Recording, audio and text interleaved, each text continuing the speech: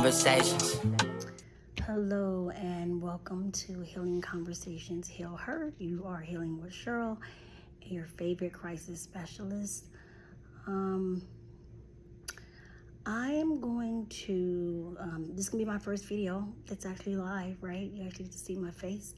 If you follow me in the first two videos, we unpacked a lot of deep things. We unpacked CSA, we unpacked suicidal ideations, right? So we unpacked a lot, and it just made more sense for me to do those videos just with a nice scenery as I was walking or preparing to do a run. And this time I just said, you guys need to see my face, right? Okay, so tonight, wasn't planning on doing this video, right? Took a shower, washed my hair, and just decided that, tonight's the night. While the house is quiet, I'm gonna go ahead and we're gonna dive into part 3. So I believe that in order for us to heal and truly unpack all these things, so that way we can move into a better space where we are healing ourselves and healing others, it's going to be very important to go back to as young as we can remember, right? So when you're sitting on the couch and you're talking to your therapist is going to try to have you go back as far as you can remember. For me, it's a good thing and it's a bad thing. I've always had like an excellent memory, and my memory goes back very young. So I could actually remember being 4 to 5 years old. Most people say you probably don't recall much. Earliest is probably the age of 6, but my grandmother used to tell me I had been here before, so I guess that's what it is. Anyway, so 5 years old, we'll start there. So 5 years old, my mom, and remember, I'm going to be very respectful for my family, so the only thing I will be sharing is what I actually lived, what I observed. And so I think that's why it's also important for me to start at this point, because this is my story. So my mom was pregnant with my brother at the time, and I remembered that my grandfather had a house in South Central, and up until then, I had pretty much lived with either with my grandparents in their home, or I don't remember, but my mom had an apartment, things like that, just things that I was told. But from what I remember, starting on when we moved to South Central, from Compton to South Central. So apparently my dad decided to move back to South Central. His father had a home. At the time, he had just purchased this trailer. And so my grandfather was in this house by himself. And my dad decided that it would be best for us to remodel the home and move into the home and put my grandfather in like a 1-bedroom trailer in our driveway, right? And that worked for him because it was a brand new trailer. It was nice, and it was just him, right? Because at this point, back to my video, I never got a chance to meet my grandmother. She passed away at a very young age, when she was only 50 years old. So moving into that home, it was very difficult for me, I remember initially, because I had been living, and been with my grandparents and my grandmother every day, right? So up until this time, I hadn't even gone to school. It's not even time for me to even start kindergarten, right? So I remember that we moved into the home, and I do remember that my grandmother came over there quite frequently. I remember my mom was pregnant with my brother. Around this time, going back to what I explained, how my family definitely was heavily affected by the disfellowshipping of the Jehovah's Witnesses, because my mom's brother had, I found out later, had disassociated, and then same thing with my dad's father, right? So I do remember my uncle coming over right? He had to see his dad. He was an electrician, so he was a huge part of the reconstruction of the home that my dad wanted to add extra bedrooms on and make the house even larger. Because I had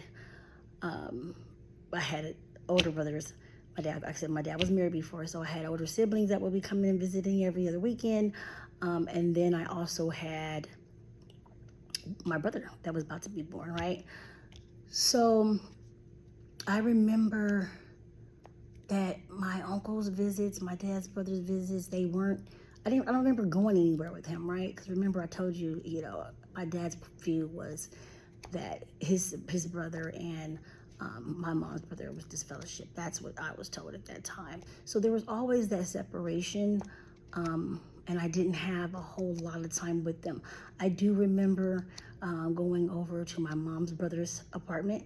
I remember a few times, probably can count on one hand, that they did allow me to go spend the night, spend time with him. But it wasn't a lot. It wasn't as much as I would have liked. Same thing with my uncle. My dad's brother never remembered really going to his home or anything like that. It was just, he traveled a lot. He was a travel electrician, and so he traveled a lot. So if anything, he would come to our home. So about this time, my mom has my brother, right? Very good times, as far as I can remember during that time. Fast forward, let's say 6 years old, right? 6 years old. Now it's time for me to, not have all this time with my grandmother, right? So remember, from the time I was born, my mom's working full time, my dad's working full time, running his side business. I'm with my grandmother every day. My grandmother, she told me she would go to my parents' house and say, hey, and they'd be like, you bringing Cheryl back? And she'd be like, nope, I'm coming to get some more clothes, right? Very, very close to my grandmother. So 6 years, I'm 6 years old, and now it's kindergarten, so I'm going to go to kindergarten. So I'll never forget, we lived right across the street. So we literally lived 4 houses before you get to the Nickerson Garden projects, if you know the area. So the school across the street, right, 112th. My dad worked for the school district, right? So that would be the school that I would go to. It was convenient because my mom had my brother, right? So she's stay-at-home mom trying to deal with that. So I do remember my grandmother, kindergarten was not hard for me because my grandmother was my parent helper, right? So my grandmother, my grandfather would drop my grandmother off to our home, and she'd spend the day there, and she'd go with me to kindergarten. I still remember the teacher. It was Mrs. Barr, and I really wasn't affected. I really wasn't bothered by what we talked about, Jehovah's Witnesses and holidays and not being able to salute the flag and things like that. I think my grandmother was a huge buffer for me at that time, because remember, she was the kindergarten teacher. Helper. She helped the teacher. So not saluting the flag, not a big deal, right? Because my grandma's right there next to me. She's not saluting the flag either. So she was not a Jehovah's Witness, but my grandfather was. And she never really gave me her thoughts about saluting the flag. I think it was just more so she knew I couldn't salute the flag, right? And so she's going to not salute the flag with me, make it more comfortable for me, right? Because she really loved me. So kindergarten, I wasn't affected by that part. And then, like we talked about in the video, my mom, she didn't become a Jehovah's Witness, is my understanding, until she was about 9 or 10 years old. Is when my grandfather started studying with the witnesses. And so I think my mom kind of knew what it was like. And so she just wouldn't send me to school on those days. I just wouldn't go to school. If it was a Christmas or whatever the deal was, I didn't go. So kindergarten was a breeze. Moving into first grade, right? First grade, this is where it got rough. First grade, you don't have your grandmother there anymore. There is, you're going to school all day. Back in the day, you got to figure, that was in the early 80s. You didn't go to school all day. You went to school for a few hours to kindergarten, you came home. But kindergarten was different, right? I mean, first grade was different, right? My grandmother had to let me go by myself.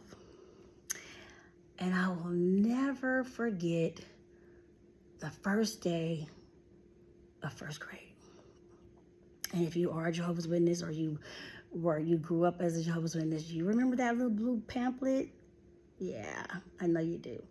So, my mom would write a note, and she sent me with this pamphlet, and she'd be like, Cheryl's we're one of Jehovah's Witnesses, and so, here's a pamphlet to explain all the things that she cannot do, all of the holidays that she will not be able to participate in.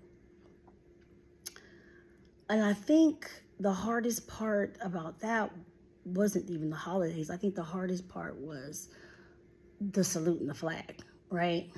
So here you are, first grade, your grandma's not there with you anymore. And so now you're confronted with this flag salute.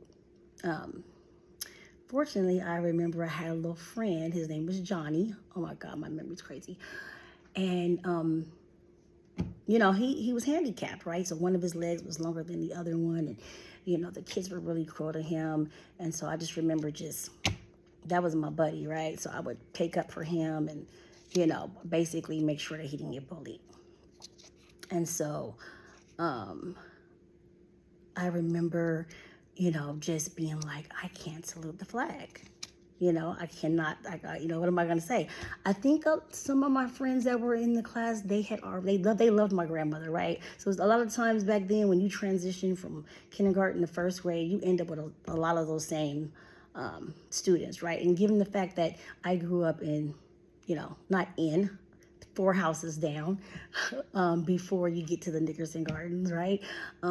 Those people, everyone who's living there, they pretty much live there. They're not going anywhere. So you can pretty much, count on when you start your new school year, it's probably going to be those same kids, right?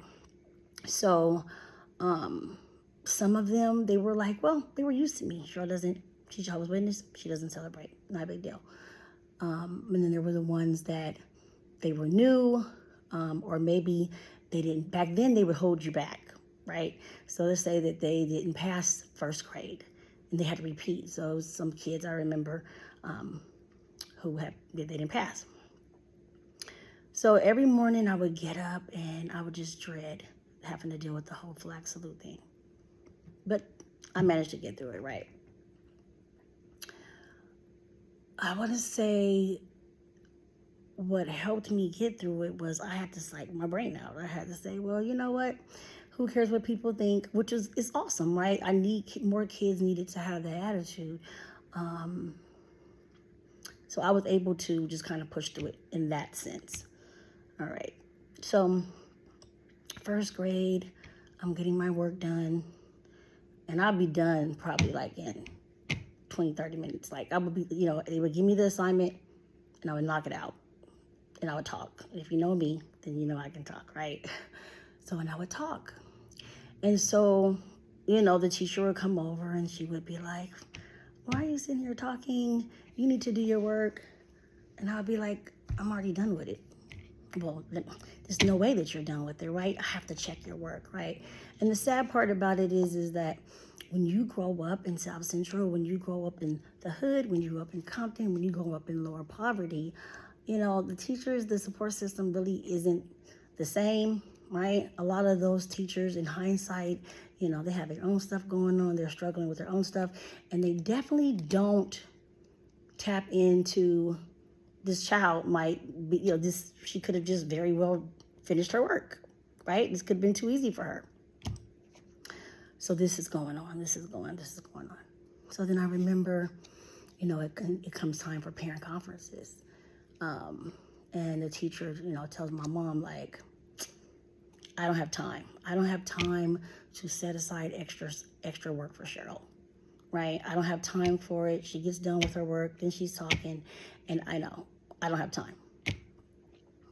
So then she decided that they want to skip me, right? Well, maybe we should skip her into the second grade, but first grade, she'd definitely be on the first grade.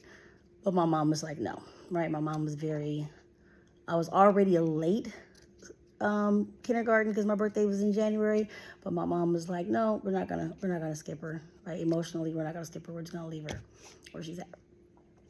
So I go through first grade, and then the teacher discovers, okay, I know how I can use her. I can have her help other students, right? So when she gets done with her work, I can grade her stuff. So I'm in first grade, and I'm finishing my work, and the rest of the day, I'm helping my peers. I basically become a student aide in the first grade.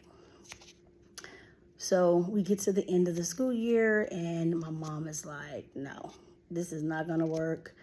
Like, half your day, I'm not even coming home with homework at this point, right? Because I get my work done.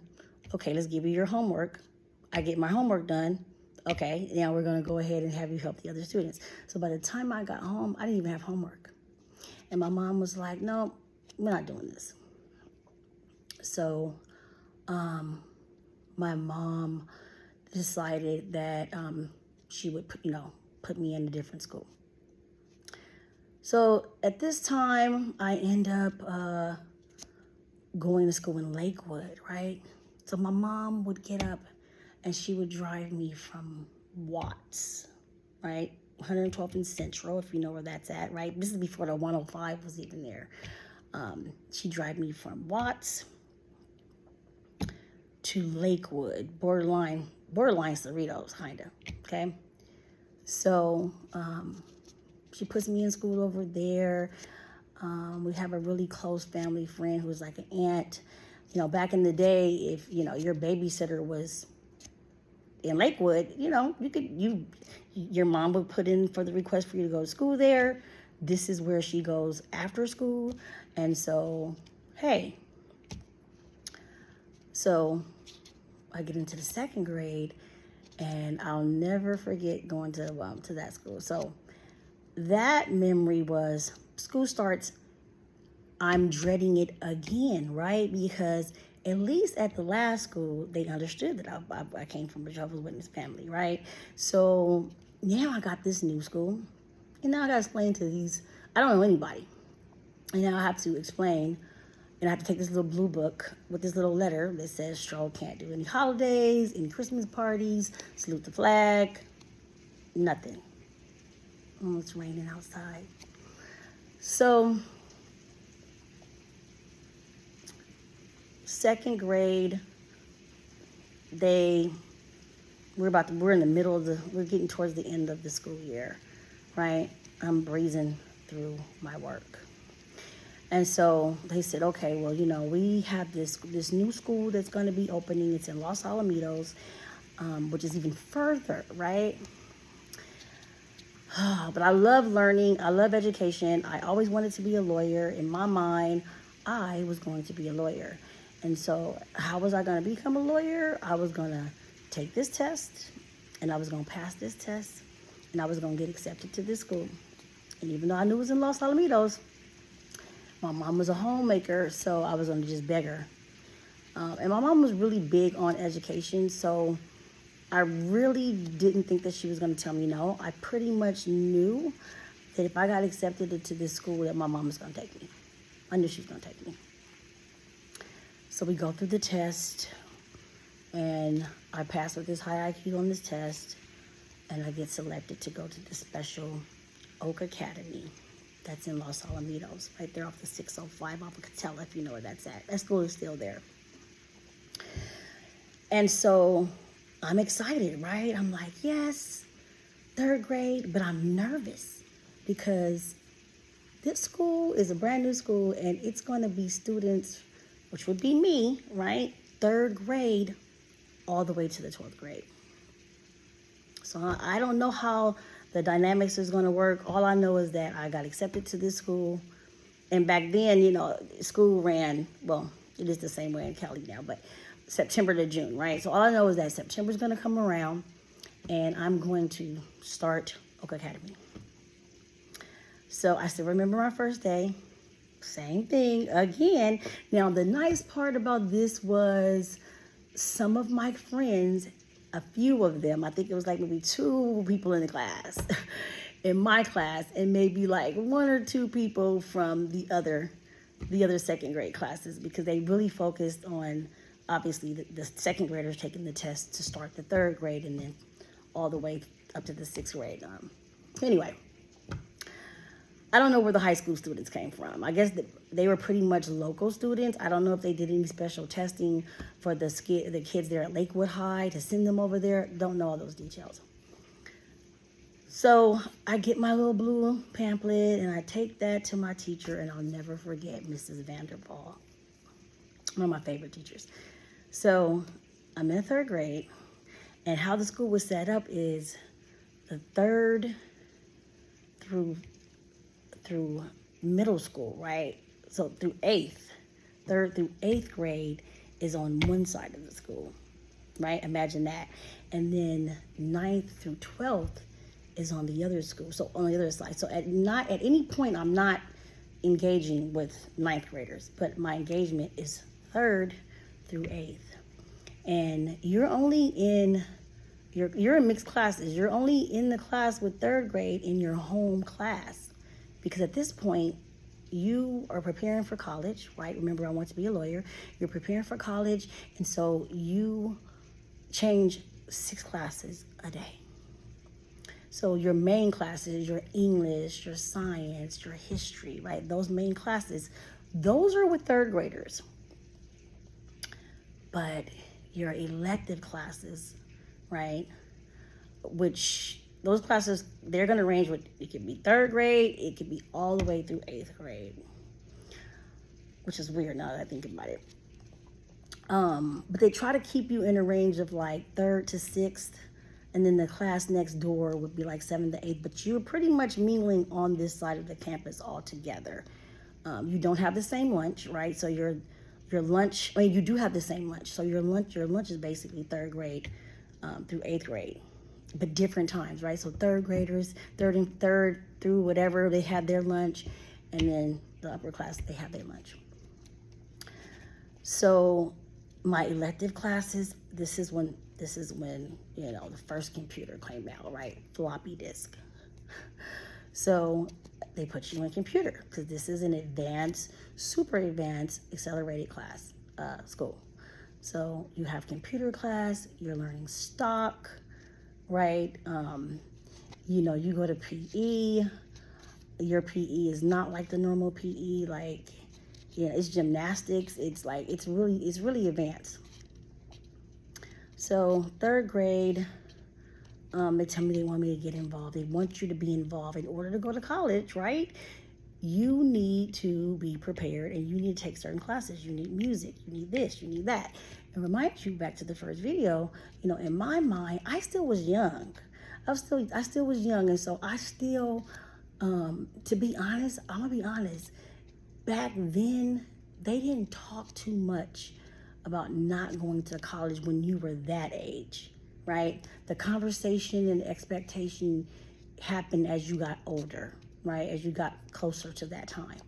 So, but at the same time, remember, I was a little bit before my time, and so I had older friends in the congregation, so they would pretty much tell me how it was.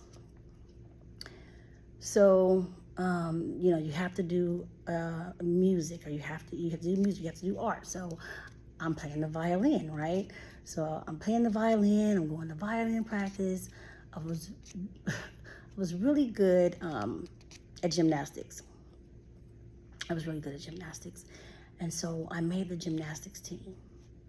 How the school was set up was you did all these different sports, but then there's these different teams. And, you know, depending on what your area, your athletic ability was that you were the best at, then they would select you for the team. So I go out for the team and I make it. And about this time, I'm getting old enough to see what's going on in my house, right? I'm getting old enough to see the arguments between my parents. I'm getting old enough to see, we were attending a congregation in LA. So I'm getting old enough to see what's going on. I'm old enough to see that my home life is not matching up with my Kingdom Hall life. Remind you, my mom's getting all this slack, right? She's getting all this slack. Why does Cheryl have to go to this school? This is taking up more of your time. You can be in field service, right? You know what I mean? So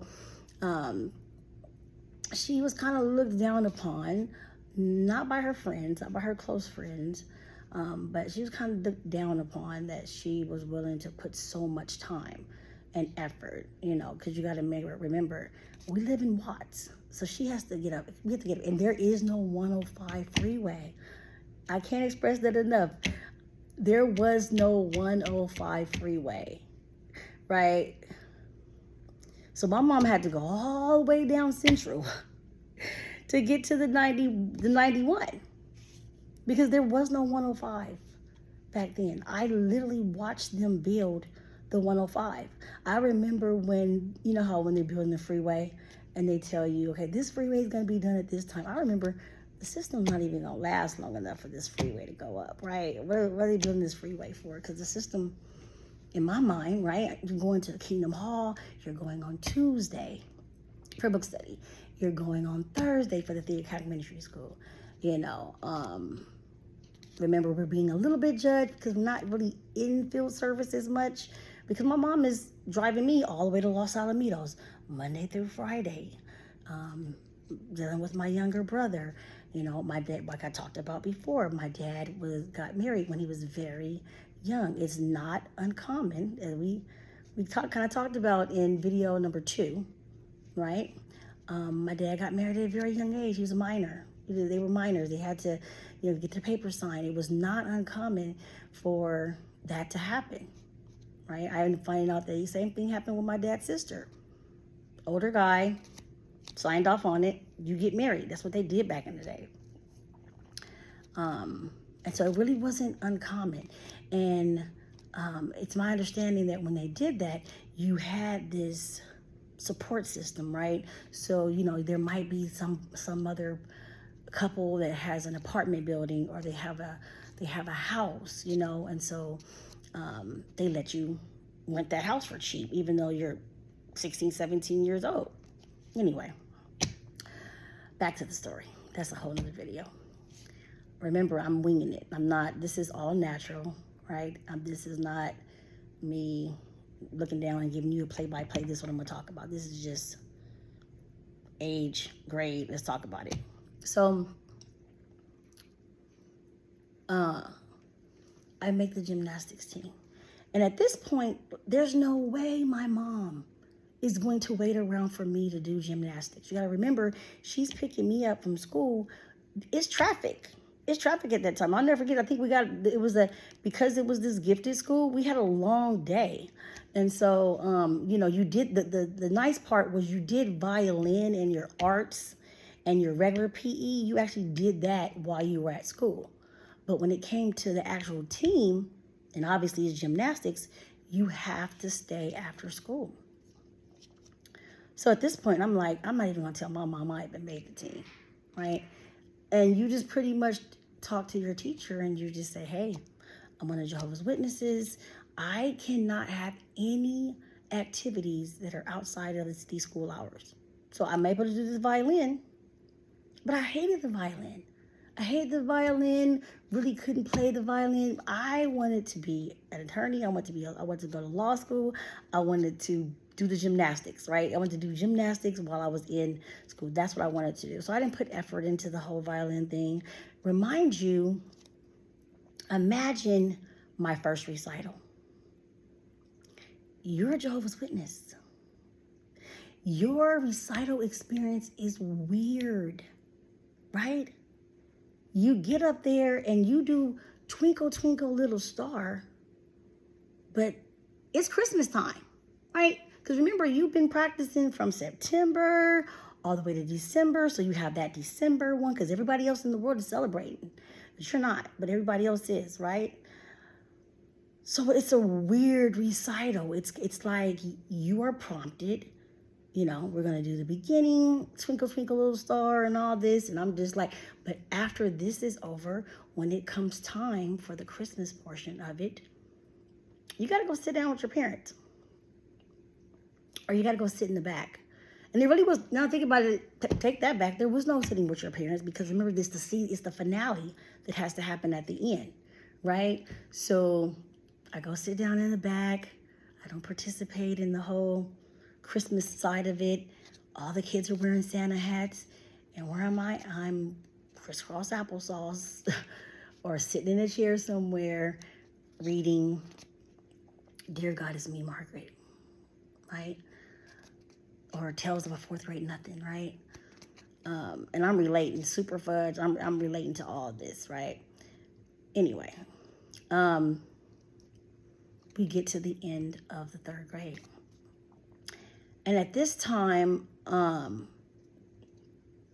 things are, I'm not fully aware of everything, but my parents are pretty much arguing. Things are going on. And my mom is not driving me back to Los Alamitos for the fourth grade. She's just not. So there went that dream. So now I gotta go back. Remember, this whole time we're living in Watts. So the fourth grade comes September. I gotta go back to 112th Street School. So I go back to 112th Street School, fourth grade, and now I gotta readjust. So I got some of those same friends. Oh my gosh, Cheryl, you're back, right? Because I've always been a people person. I've always been able to make friends. Oh my God, you're back, fourth grade. I get to fourth grade, and at this point, I'm really advanced. I have been going to school with 12th graders. I've actually learned how to sell and buy stock at this point. I'm on a computer. I'm learning how to program computers, right? They're not doing that in Watts. Sorry.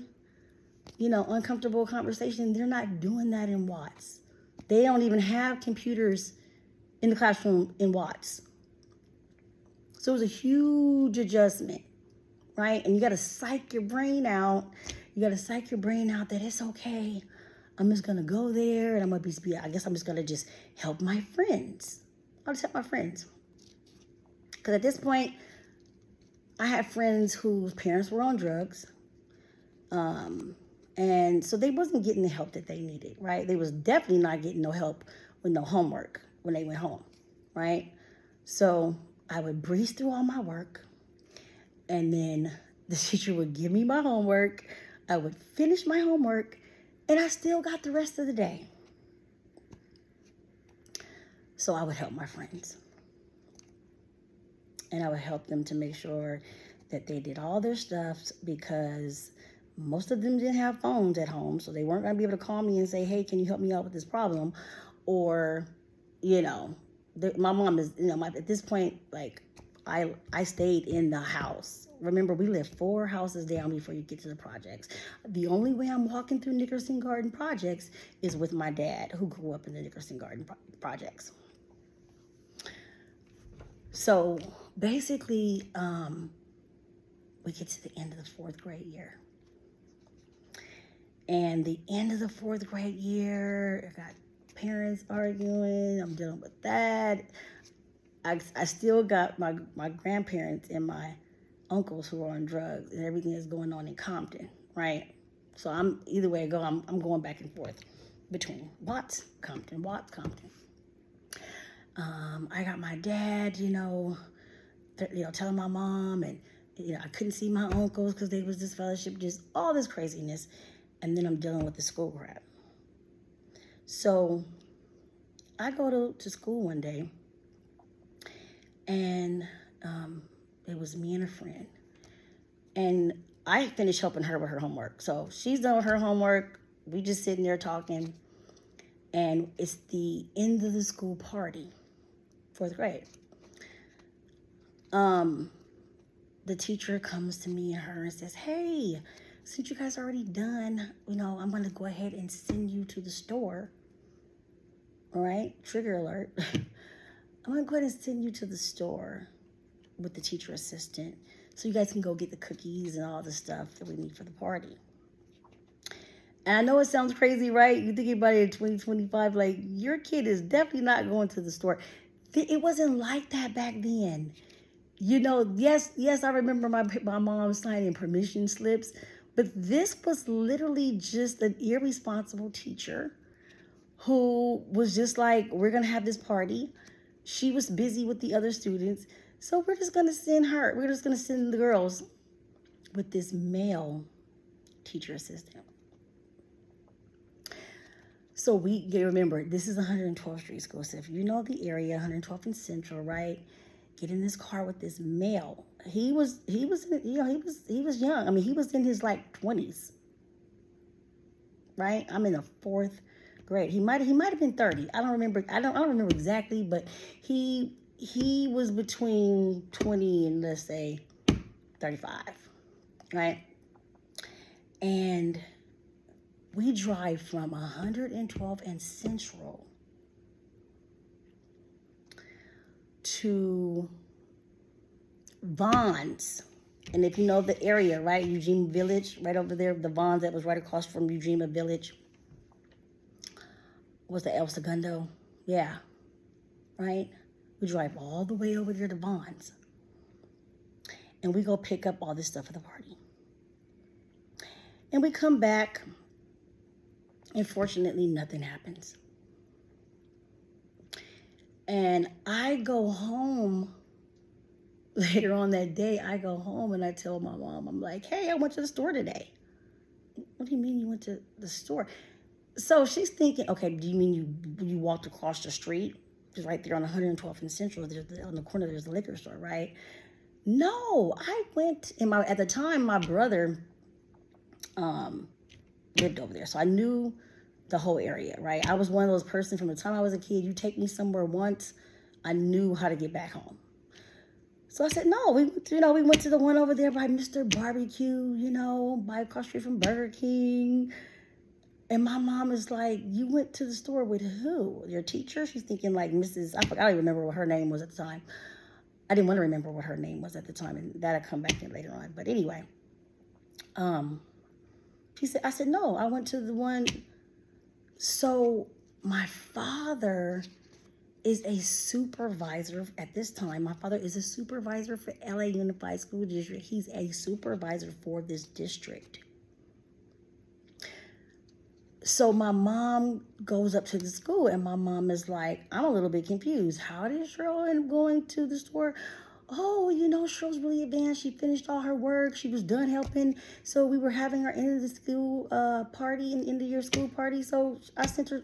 My mom is like, you sent my child along with another little girl with a male TA.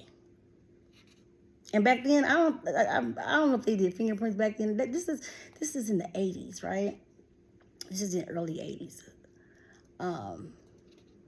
And so my mom was like, oh, you are not going back to that school. You're not going back to the school. I remember my parents getting into this argument, and my dad, he's working for the district. He really can't make too much of a big deal out of it because it was his job, right? So the easiest way to fix this is to just not send, nothing happened to her. So the easy way to fix this is just to not send her back. So then 5th grade comes around. So now I'm changing schools again, right? So I went from 112th to the school in Lakewood, to the school in Los Alamitos, back to the school in Watts, all while dealing with all the craziness of my household. My dad's dad was an alcoholic, right? He lived in the driveway, in the little trailer or whatever. I wasn't blinded to everything. And so my dad's sister had been murdered. I'm named after her, right? So, but I guess when my mom was pregnant, my dad's sister was murdered, I'm named after her. And so she was murdered when she was 21 years old. And so what that meant was her two children, you know, back and forth. You know, they go be with the dad, and then they come be with us. And it just was a lot going on. I had my brothers Damien and Devin. They're coming every other weekend. I got to get away from my parents. I got to get away from just everything that I got going on between the Kingdom Hall and just all this craziness. Because remind you, my father, this is when I'm starting to see the inconsistency of the personality at the Kingdom Hall and the personality at home. And, as you guys know, I ended up going to school. I did go to school. I did double major, got my business degree, and I got my degree in psychology. So in hindsight, when I look back, I'm just thinking of I didn't know my dad had childhood trauma. And so what I really think what was happening was there was a lot of things that went on. This is the house that he grew up in as a child. This is the house, that his father is abusing his mother in, right? I had no idea all that was going on. And so I think that what was happening, he would get triggered. And that's why I got one person over here and I got this other person when you get back to this house. That's just my thought. I'm not diagnosing anybody. I'm not saying what it is. I'm just simply saying I do have a degree in psychology, and in hindsight, looking back on it, I really believe that he was being triggered to, and just because I've been triggered, he was being triggered to some of the things, and the abuse that was going on in his home, because he's in this house again. He has to deal with his mother. Imagine this. He has to deal with his mom has passed away. My grandfather's an alcoholic, and his sister was murdered. And we talked about it before, I think in the beginning, one of my first videos, that me and my dad had a lot in common when it came to our first child, right? So I had a brother that my dad lost a kid at a very young age, like 17 years old, something like that, 16 or 17. And my bonus mom at the time was like 15, right? Remember, they got signed off on teenage love in the Kingdom Hall. They can go get married. So they went and got married at that young age. My dad was very smart, right? Both of my parents were very smart. So I guess I had it on both sides. And my dad graduated from high school at the age of 16, started working for El Unified School District, and he was doing very well for himself. And so he could pretty much handle getting married at that young of an age, right? His own apartment with her, they pretty much was able to make it. It wasn't that expensive back then, too.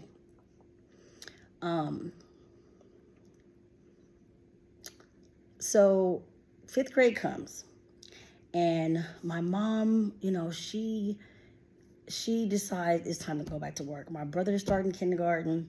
She's like, it's time for me to go back to work.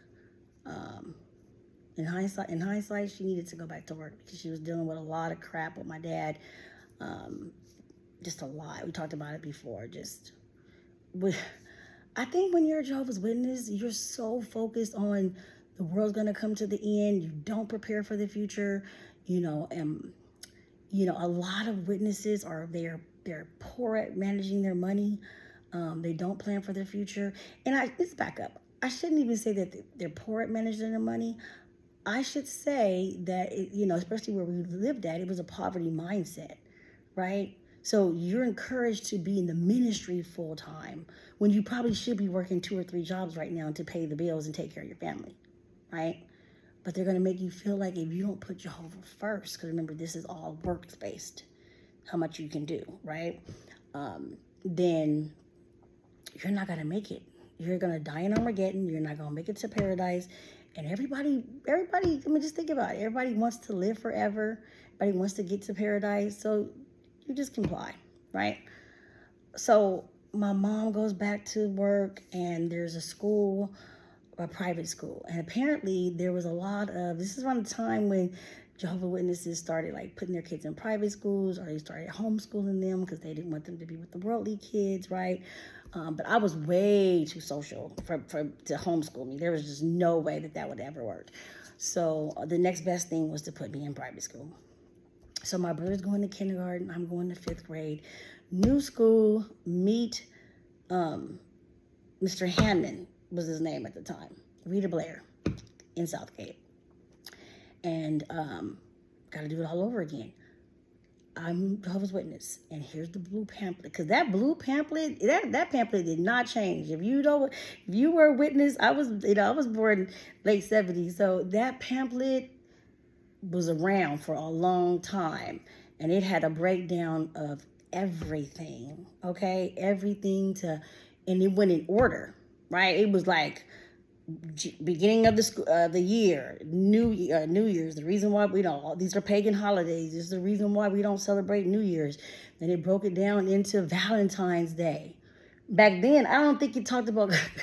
Back then, it was Columbus Day. You got Columbus Day. I don't remember talking about Columbus Day, but it was all the major ones, right? So the reason why we don't celebrate New Year's and the pagan, origins behind that, and then it went into Cupid and the reason why we don't celebrate Valentine's Day, and then goes into Easter, right? And the reason why we don't celebrate Easter, it was specifically telling the teachers basically what you could not celebrate. And ironically, it's when you're going to the Kingdom Hall and I was born and raised in this, right? So they tell you that your territory is your schoolmates. So not only are you giving this to the teacher, right? And I thank God my parents did not put that pressure on me. But I know a lot of people whose parents did. You are pretty much taking these extra pamphlets because now you got to tell all your classmates why they shouldn't be celebrating birthdays. Because King so-and-so wanted a head on a platter. And so because, they were doing weird stuff back then, as a few examples in the Bible, we're not celebrating, right? And you need to tell your friend why you can't eat their cupcake, right? Why you can't sing happy birthday to them, and see, people don't understand now because now it's not abnormal to have different religions. And so back then, it was a big deal. Every month you had a theme, right? So in September, okay, then there's Halloween. So I didn't go to school the day of the Halloween parade, but leading up to that, this is elementary. You have a lot of Halloween and Thanksgiving and making turkeys, and Christmas and making Santas, and I gotta pretty much cut out a tree. And my dad was a tree surgeon, so I just said, okay, I cut out my tree. Hey Dad, tree surgeon, here's a tree. While all the other kids are decorating their tree, got all their fun little cotton balls and just doing what they're doing, right? So just weird dynamics. And I had a very strong personality, and so it wasn't a matter of me being teased, fortunately, or being bullied. It was just more so like, why don't you do it? And because I could explain it, and then they would be like, that doesn't make any sense. And I'd be like, I get it. When I grow up, I'm not going to do this to my kid. So get through 5th grade. Now, remember I said I don't want my video to be just all negative, right? So I will say that my dad did do a good job because I was a straight A student, honor roll. He at the end of the semester, he would buy the whole, class pizza. So I didn't get birthday parties per se, but he would just buy a cake and just say 5th grade or 6th grade, and he'd drop off a whole cake and he'd buy cookies. I mean, he definitely did that part. And then he would take us to Toys R Us, right? So the holiday break would happen in the beginning of December. Go to Toys R Us, pick out whatever you want. And we would pick out whatever we wanted, but you don't get the joy of being surprised and wrapping the present. You don't. So to be honest, I actually got more when I was younger. I got more not being a Jehovah's Witness, right? Everybody that I grew up with, because I grew up, at this point, in Nickerson Garden. So everybody that I'm going, they lucky if they even get a Barbie doll or a strawberry shortcake, or back then the what was it, the Cabbage Patch, and I had every Cabbage Patch. I had all the Cabbage Patches and the stroller. So I definitely want to say that at this point, my father was making sure that I really wasn't wanting for nothing at this point in my life. So now here comes 6th grade, right? 6th grade is the end of Rita Blair. I don't know where I'm going to go at this point. I meet a really good friend. I meet a few, I just am really starting to develop friendships. And, where it's a private school. So at that point, you don't know what school you're going to go to. So we get through,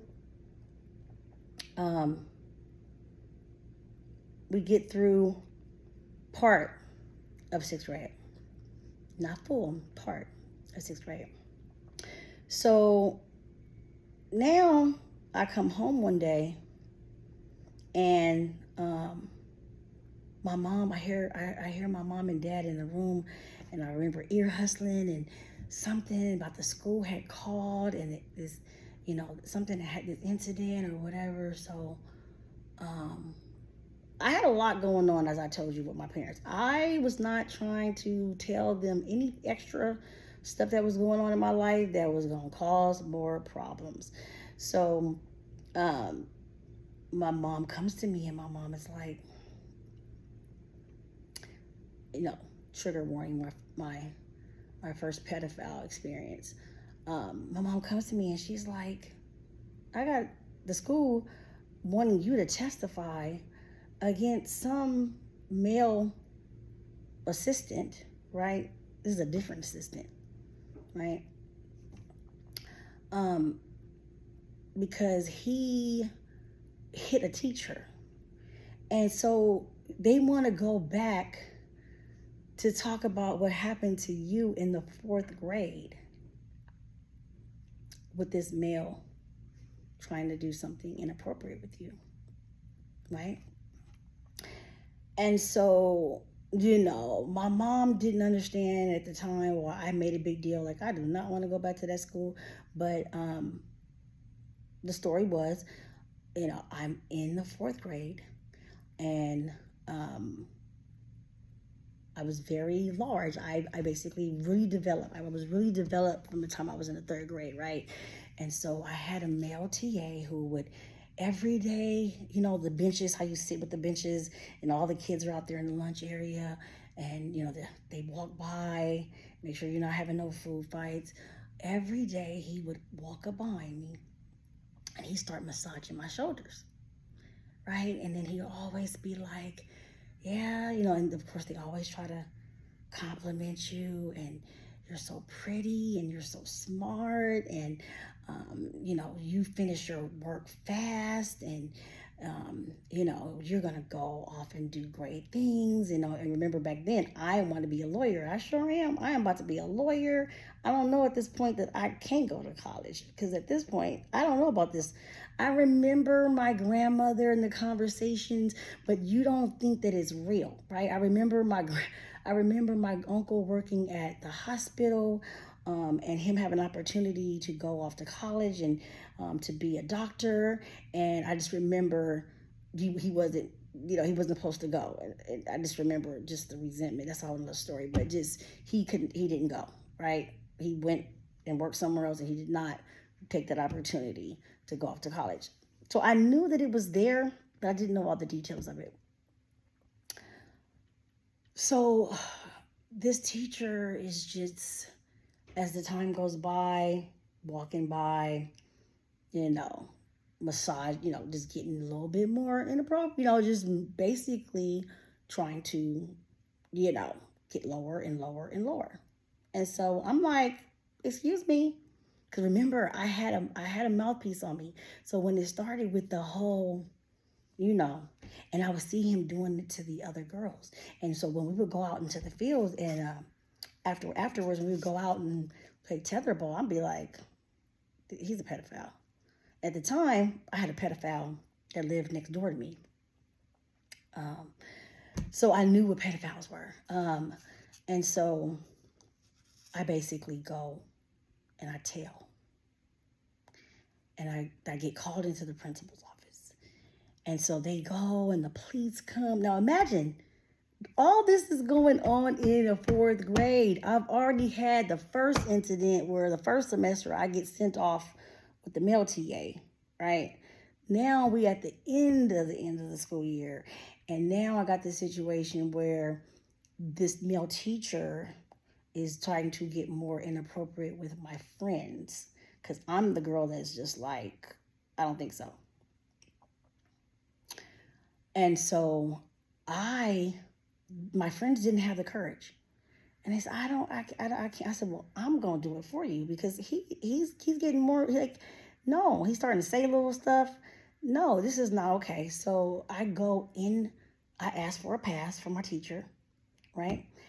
And I asked for the pass for, and this, the crazy part about this teacher, I tell her, she don't want to believe me, right? She sends me to the principal. Principal called the police come out, make a report. Never called my parents. My parents, they did not know that all this was going on. So now I got problems, right? I'm a latchkey kid, and our house is right across the street from the school. So I have to leave the school, got to walk past this pedophile's house that lives there right next door to me. And then I make my way in, and it's weird, you know, like you learn street knowledge real quick. You got the book smart going on, but you learn the street knowledge real quick. You learn to pay attention to, okay, I'm going to go through the front door because if I go through the side door, then people can't see exactly what's going on. If I go through the front door, then, you know, I can see if someone tries to come through the gate. I'm going to come through the gate, and I'm going to lock the gate, and then I'm going to hurry up and open this door so that way I can hurry up and get in the house and lock it. But this man that I've told on is watching me every day. He's watching me walk home every day, right? And I'm like, oh, Jehovah, please let this man. And I already got to deal with the fact that my aunt was murdered. So all this stuff is going on in my head, and it just was a lot. So we get to the end of the school year. That's how I ended up telling my mom, I don't want to go back to that school anymore. I want to go to the school with Waylon, which, you know, that put a bigger financial burden on my mom, on my dad, because my mom and dad, because my dad did not believe, my dad said, oh, she can get the same education at 112. You know, if you want to pay for private school, then you pay for it, because I'm not paying for it because I don't believe that they need to go to private school. This is what you want to do. So my mom did it. My mom worked, and she paid for that private school for me and my brother to go to private school. And so getting back to the story, they now want me in the 6th grade to testify. I'm sorry, middle of the 6th grade, to testify against this man in court, because the very teacher. Let me tell you some crazy coincidence. The very teacher who did not believe me, right, did not believe the other girls, that's the teacher that he hit. And that's the teacher that he broke her jaw. And so they wanted me to testify against him. This man knows where I live, okay? We already got a whole incident going on. They wanted me to testify against him and remind you, can't remind you, but let me tell you, trigger warning, my aunt had witnessed a murder. Right? She had witnessed someone be unalived. And so she was supposed to testify. And so that's how she was unalived. So there is no way I am testifying against anybody at this point when I know the story of what happened to my aunt. I'm named after her, right? I got stuff. This is starting to be like kind of like the turning point where I start using my voice and kind of challenging my dad. Not so much, but just like a little bit. So they decide to sell the house, right? They decide to sell the house. My grandfather's living somewhere else at the time. Now take it back. My grandfather had passed away because he passed away when I was in the 4th grade. So my grandfather's passed away, my dad's dad, and we are going to move in. I guess the house sold faster than what they thought. And so, you know what witnesses do. right? You can move in with us. You move in with us. And so we go to move in with some people in the Kingdom Hall. And they had just got their new house, and it was a husband, wife, their kids. Like it was two families coming together. Anyway, we didn't live with them very long. I just remember my mom, being like, "You need to get us a place. I don't care if it's an apartment. You need to get us a place." And so my mom, they go and they find this apartment. So now we're moving to Northside Long Beach. And I got, another semester to go, not even a full school year, another semester to go of 6th grade. So they put me at McKinley, the little elementary there. My mom finds out she's pregnant with my sister. We're 13 years apart, right? So I'm excited, right? Because I wanted a sister. And so I'm excited. My mom is like me. Well, I'm like my mom, I should say. She's very high risk. So it was a very challenging home nurse, IV, crazy pregnancy. And so what happens is, about this time, my brother, he's visiting, and it's going to come to the time where his mom is moving on with her life. So I'm not going to be able to go to my bonus mom's house, so that was an outlet for me too, going to her house. And we were very close, still are very close. And so I was able to go there and just kind of get away from it. And obviously she had been married to my dad, so she pretty much knew what we were dealing with. And so we get through the 6th grade. So then comes 7th grade, right? Comes 7th grade, and I start going to school there. My mom has my sister, and I have at this point, I'm like hands on with my sister, right? I have her a lot. I have her so much that people think that she's mine, because I was so excited about getting a sister. And my mom was dealing with my dad, all the stuff that was going on. And then it's crazy too. It's crazy how when you go to the Kingdom Hall, you're doing the donations, and I didn't think about this till years later, because remember, I'm young. But so my dad gets mad at my mom, and so when he would get mad at my mom, he not pay the gas bill, all kind of stuff was going on. And I didn't think anything about it, but in hindsight, why we didn't get any help from the congregation, all these donations my parents was doing, I think what happened, just remember I told you I want to be honest in this video, I think my mom was embarrassed. My mom, we were embarrassed. We didn't want to tell everybody that was going on. So it was only a few people that actually knew what was going on. About this time, my older cousin, that I looked up to, my dad's sister's, son, he's going in and out of juvenile hall. The younger one, he's not in and out of the juvenile hall. He moves into our house. And he basically gave me some security, right? So now I got this some security of where, okay, if my mom and dad are arguing, at least Mario's going to be there. It's not going to get too out of hand. And I was young, so I wasn't thinking like Mario could only do so much. He's in high school, right? But it's like, okay, maybe my dad won't go there with my mom as much. And so fast forward, 8th grade comes.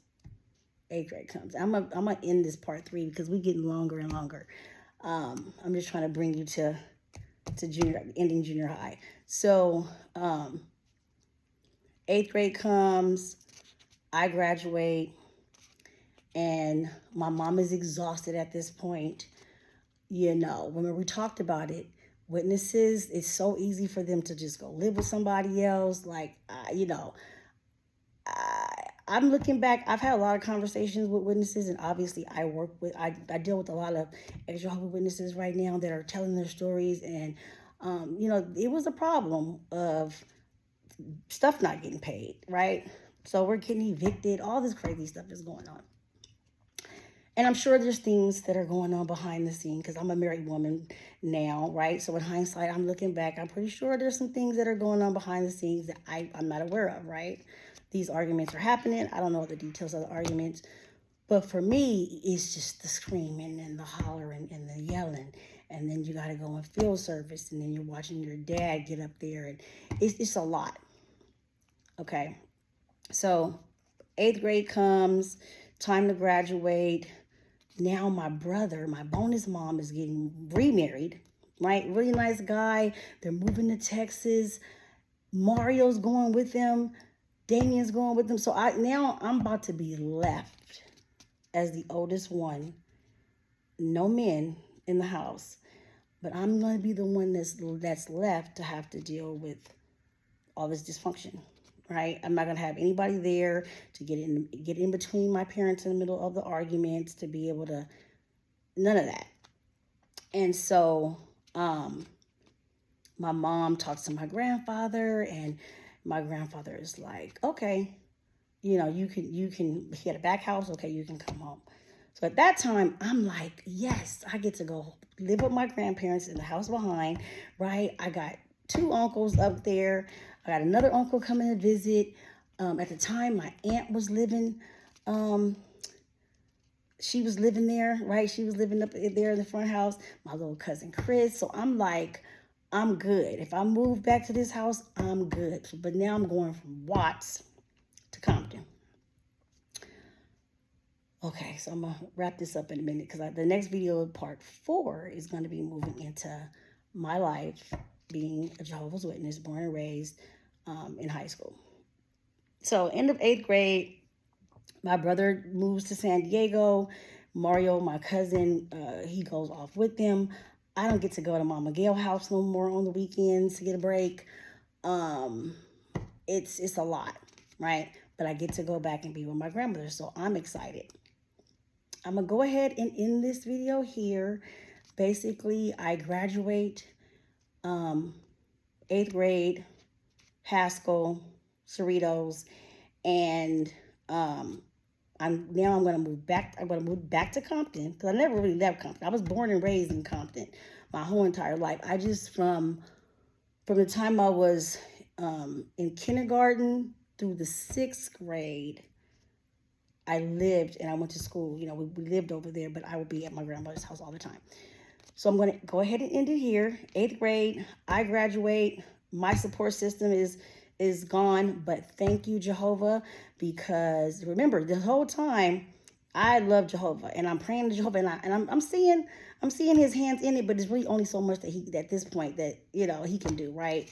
Because my dad, no one knows this other personality, which a lot of witnesses have another personality, because you're forced into being something that you're not, right? And a lot of them, they don't want to admit it. They got childhood trauma. Then you're tapping into religious trauma. That's a whole other video. But to wrap this up, I graduate 8th grade, and now I have to move to Compton. So the next video is going to be part 4, summer, going into 9th grade and moving into the back house of my grandparents. Once again, thank you so much for watching my channel, Healing Conversations, Heal Her. And until next time, bye. If it ain't authentic, I don't want it.